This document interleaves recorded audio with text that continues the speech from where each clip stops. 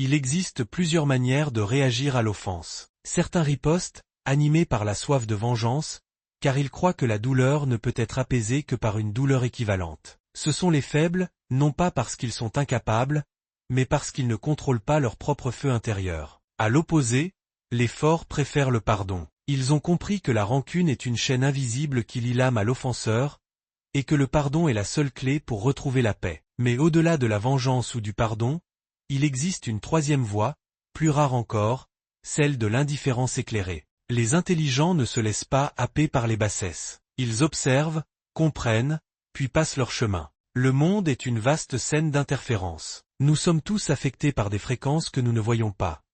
Les ondes sonores, les lumières, les vibrations subtiles de l'espace autour de nous. Chaque être humain est semblable à un faisceau de fréquences, accordé à sa manière au cosmos. Nous ne sommes pas que chair et os, nous sommes des âmes enveloppées dans un manteau biochimique sacré. Nos corps ne sont que des instruments, et l'âme, c'est elle qui joue la musique. Certains entendent une mélodie, d'autres une cacophonie, tout dépend de l'accord entre l'intérieur et l'extérieur. Dans un monde de bruit et d'éclat, l'équilibre ne vient pas du silence, mais de la justesse. Il ne suffit pas de faire du bruit pour exister. Il faut apprendre à vibrer juste, à être en phase avec ce qui nous entoure. Ce n'est pas la force du volume qui compte, mais la précision de la note. Le génie, contrairement à ce que beaucoup imaginent, n'est pas un éclair soudain du ciel, ni une étincelle divine tombée au hasard sur quelques élus. Il est la somme de deux forces, un infime pourcentage de talent inné, et une immense quantité de travail, de persévérance, d'essais, d'erreurs et de silence. On pourrait dire que le génie transpire bien plus qu'il ne brille. Et pourtant, même le génie a ses limites. Là où la stupidité s'aventure sans mesure, le génie s'arrête, observe, réfléchit, et parfois renonce. Ce n'est pas un aveu de faiblesse, mais un signe de conscience. Car comprendre ses limites, c'est toucher du doigt la véritable intelligence. Nous sommes trop souvent tentés de juger selon nos propres critères. Mais chaque être, chaque esprit, chaque conscience évolue selon ses propres lois. Si l'on évalue un poisson sur sa capacité à grimper à un arbre, il passera sa vie à se croire incapable. L'erreur ne vient pas de l'animal, mais du regard posé sur lui. Il en va de même dans notre société. Combien de talents étouffés, d'âmes humiliées, de vocations écrasées simplement parce qu'elles ne rentraient pas dans un moule? L'intelligence véritable ne consiste pas à adapter le monde à soi, mais à percevoir la richesse des formes de vie qui s'y déploient. L'un des pièges de notre époque, c'est de croire que l'on peut résoudre les défis du présent avec la mentalité qui les a créés. Or, toute véritable transformation commence par une révolution de l'esprit. Il faut changer de regard, de pensée, d'énergie. Ce n'est qu'à cette condition que le progrès devient possible. Le mal, à lui seul, ne détruit pas le monde. Il est bruyant, brutal, souvent repérable. Mais ce n'est pas lui le plus redoutable. Ce sont ceux qui, témoins du mal, détournent le regard, restent figés, se murent dans le silence ou dans une indifférence confortable. Ce sont les témoins passifs qui laissent pourrir les racines d'un arbre, jusqu'à ce qu'il s'effondre. Il ne suffit pas d'être innocent. Il faut aussi être responsable. L'histoire ne retient pas seulement les noms de ceux qui ont agi, mais aussi le silence assourdissant de ceux qui auraient pu, et n'ont rien fait. L'arrogance est plus dangereuse que l'ignorance. Car là où l'ignorance cherche parfois à apprendre, l'arrogance prétend déjà tout savoir. Elle ferme les portes, refuse les doutes, et rejette toute remise en question. Dans un monde en perpétuelle évolution, ce n'est pas l'ignorance qui nous condamne, mais cette prétention à croire que nous avons atteint une vérité définitive. L'information est partout, accessible, démultipliée. Mais la connaissance, elle, est rare. Pourquoi?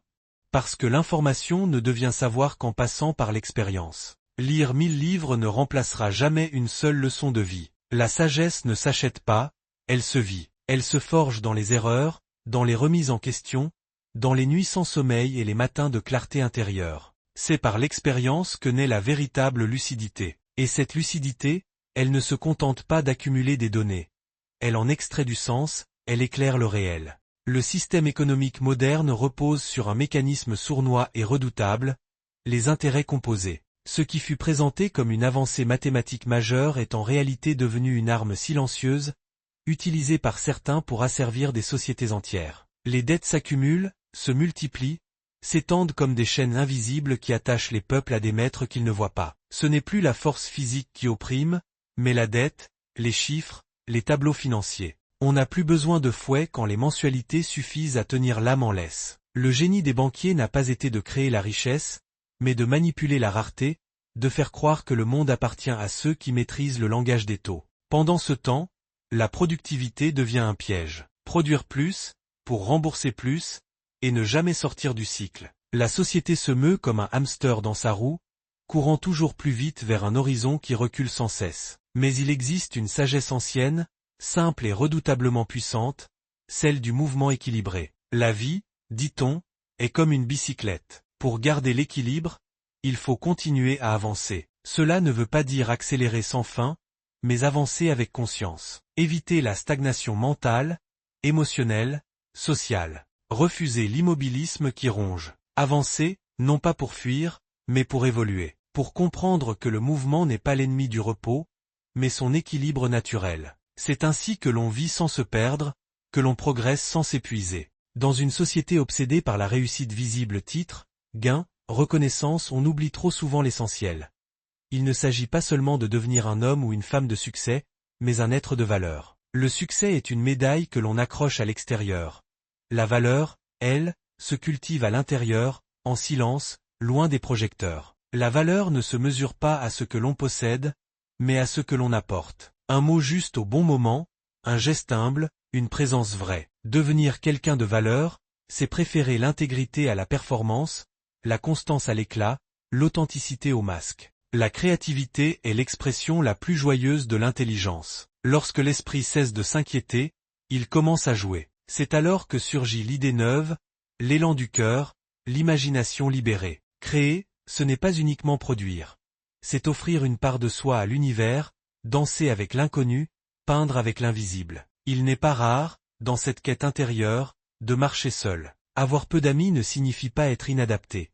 Cela révèle souvent une profondeur, une sensibilité, une expérience du réel que peu partagent. La solitude n'est pas un vide, c'est une présence exigeante. Elle façonne le caractère, aiguise la perception, épure les liens. L'échec, quant à lui, n'est pas la fin mais une étape. Il est le signe que l'on ose, que l'on tente, que l'on apprend. Ce que l'on nomme échec est souvent une réussite en formation, une préparation au chef-d'œuvre qui vient. Car rien de grand ne se construit sans trébucher. Il existe une forme de folie bien plus répandue qu'on ne le pense.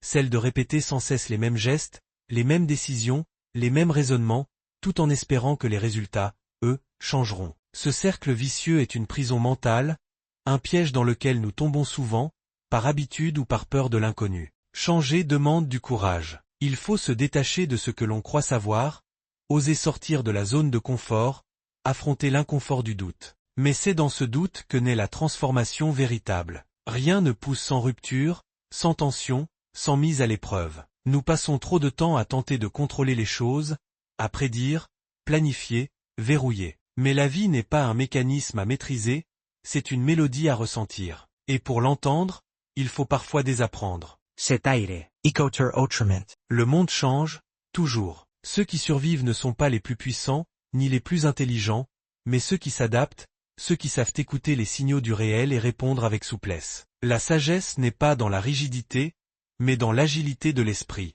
Ce que nous appelons la réalité est souvent une interprétation. Ce que nous croyons solide peut s'effondrer en un instant, et ce que nous pensions perdu peut renaître sous une autre forme. L'univers n'est pas fixe. Il est mouvement, énergie, fréquence. Et nous, êtres humains, sommes invités à danser avec lui. Alors, laissons tomber les illusions de maîtrise, et devenons des artisans de conscience. Ce n'est pas en répétant le passé que nous inventerons l'avenir. C'est en osant penser autrement, ressentir différemment, être pleinement vivant.